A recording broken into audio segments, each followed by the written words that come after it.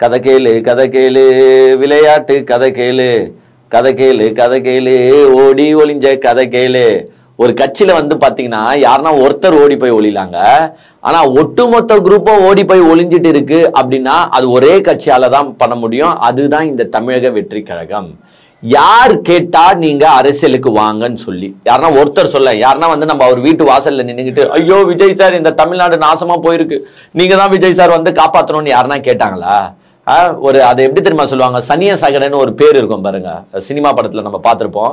அந்த சனிய சகட மாதிரி இந்த தமிழ்நாட்டுக்கு கிடைத்த ஒரு அரசியல்வாதி தான் தாவேகா தலைவர் விஜய் அவர்கள். ஏன்னா ஒண்ணு அரசியலை பண்ண தெரியணும், இல்லைன்னா அந்த அரசியல் பக்கமே வரக்கூடாது.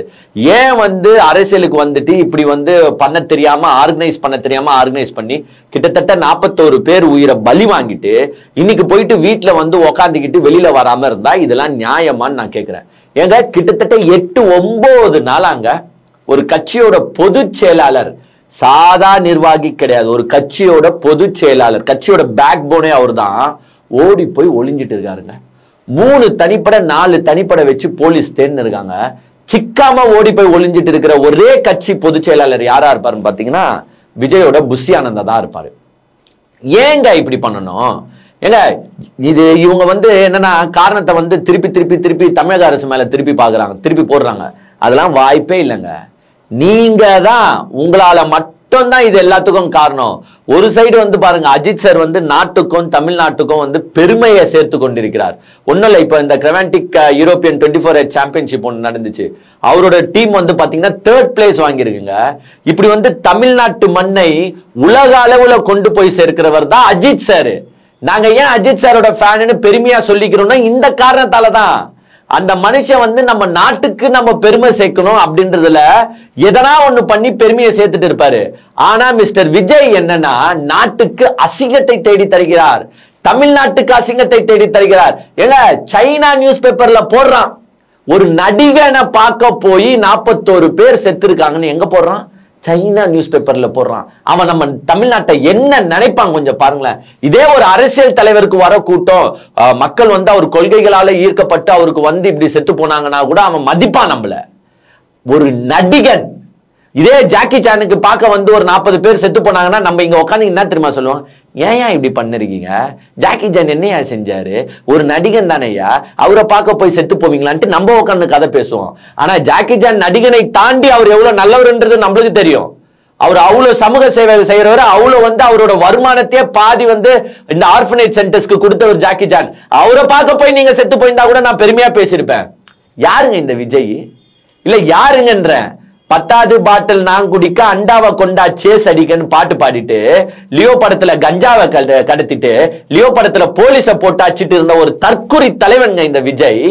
இந்த விஜய பார்க்க போய் 41 பேர் செத்து போனாங்கன்னு போது மன ஆதங்க படமா செய்யாதா? அங்க அஜித் அவ்வளவு சாதனையை பண்ணிட்டு இருக்காரு தமிழக அரசுக்காக, தமிழ்நாட்டுக்காக. தன்னோட பேஷன் தான் வச்சுக்கோங்க. இருந்தாலும் who is this Ajith Kumar, where does he come from அப்படின்னும் போது yes I am coming from தமிழ்நாடுன்னு சொல்றாருல, தூக்கி நிறுத்துறாருல தமிழ்நாட்டை எல்லா கண்ட்ரீஸ்லயும். அதுதான் தலை. இன்னுமே அதுல பெருமைக்கு சேர்க்க வேண்டிய விஷயம் என்ன, பெருமை பட வேண்டிய விஷயம் என்னன்னா நம்மளோட லோகோங்க, தமிழ்நாட்டோட logo SDAT sports development authority of Tamil Nadu லோகோவை அவர் கார்லயும் பயன்படுத்துறாரு, அவர் ஜெர்சிலையும் பயன்படுத்துறாரு. அது யாருக்கு பெருமை? தமிழ்நாட்டுக்கு பெருமை, தமிழ்நாட்டுல இருக்கிற எல்லாரோட பெருமை. பாப்பான் பார்த்துட்டு எங்க, ஓ தமிழ்நாட்டுல இருந்து வர்றாரு, பரவாயில்லையே, 3rd எல்லாம் வாங்குறாங்களே, எவ்வளவு பெரிய விஷயம். Yes is an actor also. என்னது ஆக்டரை தாண்டி இத ஒரு பேஷன். எங்க கார் ரேஸ் ஒன்னும் சினிமா மாதிரி கிடையாது. சும்மா டூப்ப போட்டு நடிச்சுட்டு போறதுக்கு, டூப்ப போட்டு கடல்ல இருந்து பறந்து வரதுக்கு, டூப்ப போட்டு இந்த கார் ஓட்டினாரு பாருங்க குருவி படத்துல, அப்படி பண்றது கிடையாது. இது உயிரை பணயம் வைத்து ஓட்டானோ வண்டிய. அவரோட கார் ஆக்சிடென்ட் ஆனா வரானுங்க இந்த தற்குறி பயிலுங்க எங்கந்தோ, காரே ஓட்ட தெரியல, நீ ஏன் ரேஸுக்கு போறேன்னு கலாச்சாரம் தான் இவனுங்களா. இன்னைக்கு பெருமைக்கு மேல பெருமை சேர்த்து கொண்டிருக்கிறார் அஜித் சாரும் அவரோட டீமும். ஆனா நீங்க அசிங்கத்துக்கு மேல அசிங்கத்தை சேர்த்து கொண்டிருக்கிறீங்க. அஜித் சார் தமிழ்நாட்டுக்கு கிடைத்த பொக்கிஷம், விஜய் தமிழ்நாட்டுக்கு கிடைத்த ஒரு விஷம். இப்படிதாங்க இந்த நாட்டு மக்களையும் நாசமாக்கி கொண்டிருக்கிறார். யாருன்னா ஒரு தலைவன், எங்க ஒரு தலைவன் தன்னை பார்க்க வந்த கிரௌடு இறந்து போயிருக்காங்க.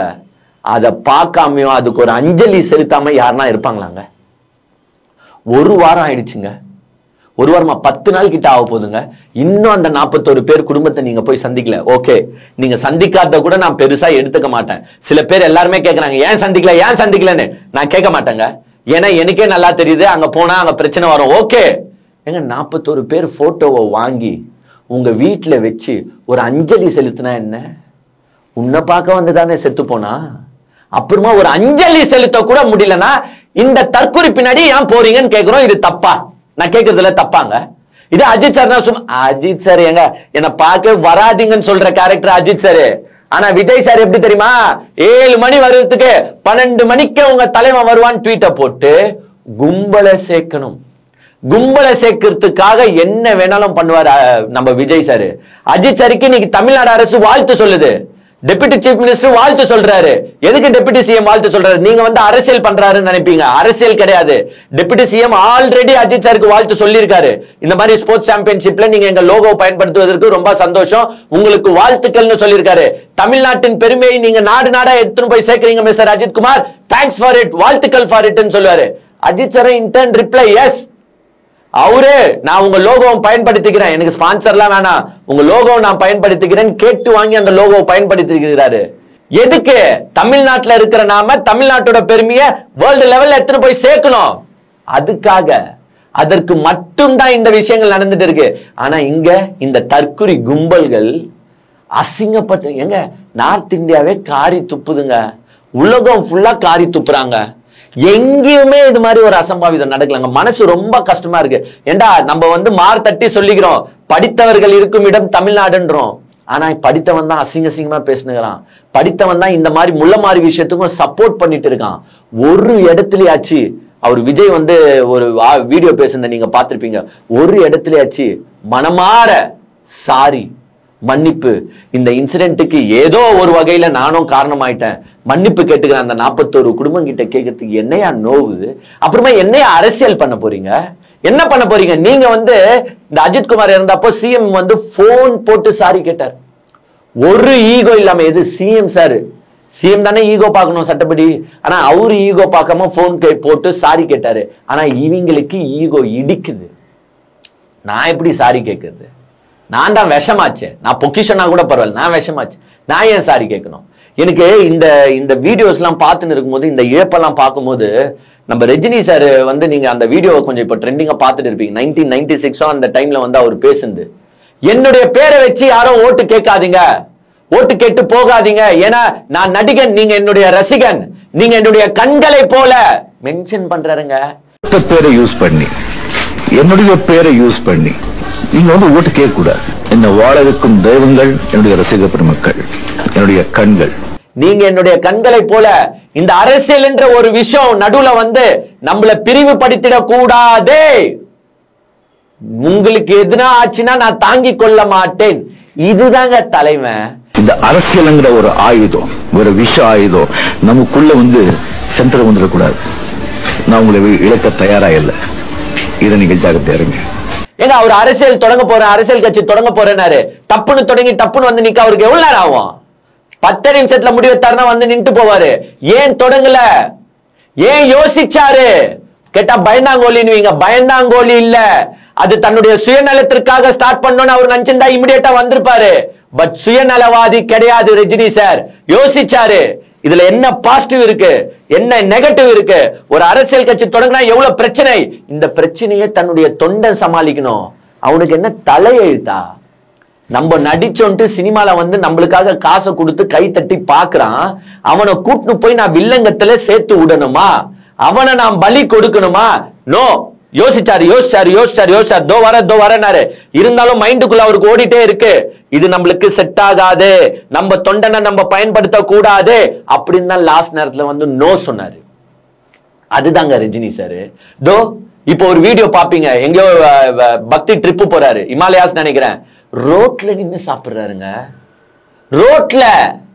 ஆனா மிஸ்டர் விஜய் மக்களை சந்திக்க கூட private charter trip, private jet. நாங்களாம் யாரு? சொகுசானவங்கயா? பணம் என்ன பணம்? உச்சத்துல இருந்த நடிகர்ல மக்களோட எப்படி அப்புறமா ஒன்றிணைவீங்க? பிரைவேட் பிளைட்ல போயிட்டு வரீங்க, ஆனா அந்த மனுஷன் ரோட்ல நின்னு சாப்பிடுறாரு. இதுதான் ஒரு நல்ல தலைவனுக்கும் ஒரு நடிகனுக்கும், அதுவும் கீழ்த்தனமான நடிகனுக்கும் உள்ள வித்தியாசம். கொஞ்சம் நினைச்சு பாருங்களேன். ஏங்க இதுவேங்க இந்த மாதிரி இன்சிடென்ட் நடந்தா எந்த அரசியல் கட்சியும் இப்படி ஓடி போவாதுங்க. ஏங்க ஓடி போனோம்? கொலை பண்ணிட்டீங்களா? யாரா ஒரு 10 பேரை கூப்பிட்டு கொலை பண்ணிட்டீங்களா? இல்ல எதனா ஊழல் பண்ணிட்டீங்கன்ட்டு உங்களை பிடிக்க வராங்களா? இல்ல ஏதோ ஊழல்னா கூட என் மேல பொய் குற்றச்சாட்டு சுமத்துறாங்க அப்படின்ட்டு ஓடி போலாம், தப்பு கிடையாது. ஏன்னா என்ன ஊழல் பண்ணிட்டீங்கன்னு சொன்னீங்கன்னா நான் எப்படி அதை ஏத்துக்கிறதுன்னு ஓடி போலாம், தப்பு கிடையாது. இது என்னங்க, ஒரு விபத்துல yes you are one of the partakers தானே, நீ எடுத்து தானே ஆகணும். யாரோ பொறுப்பு இல்லைன்னு எப்படி சொல்லிட்டு போவீங்க? ஒரு அரசியல் கட்சி தொடங்கி இருக்கீங்க, நாளைக்கு தமிழ்நாட்டை ஆள போறேன்றீங்க, ஒரு 60 நாள் ஜெயிலுக்கு போயிட்டு வந்தா என்ன? இல்ல என்னன்ற எல்லா கட்சி பொதுச் செயலாளர் இப்படிதான் ஓடி போறாங்களா? ஓடி போய் ஒழிஞ்சிக்கிறாங்களா? நீங்க சொல்லுங்களேன். ஏங்க டிஎம்கேல இருந்து துரைமுருகன் பொதுச் செயலாளர், இல்ல உதயநிதி ஸ்டாலின், இல்லனா ஸ்டாலினே, இல்லனா கே நேரு, யாருன்னா ஓடி போய் ஒழிஞ்சிக்கினா கைதுக்கு பயந்து எப்படிங்க இருக்கும்? அதுவும் இந்த மாதிரி மக்கள் இழந்து விட்டாங்க. நீங்க ஸ்கேம் அதுக்கு இதெல்லாம் தூக்கிட்டு வராதீங்க. கேட்டா செந்தில் பாலாஜி ஹார்ட் அட்டாக் வந்துச்சுன்னு தற்கொலைங்க. இப்போ அவராச்சும் ஓடி போலடா, ஹார்ட் அட்டாக்னாச்சும் பத்துக்கினாரு. ஆனா உங்க ஆளு எங்க போனாருன்னு ஆள் அட்ரஸே காணும்.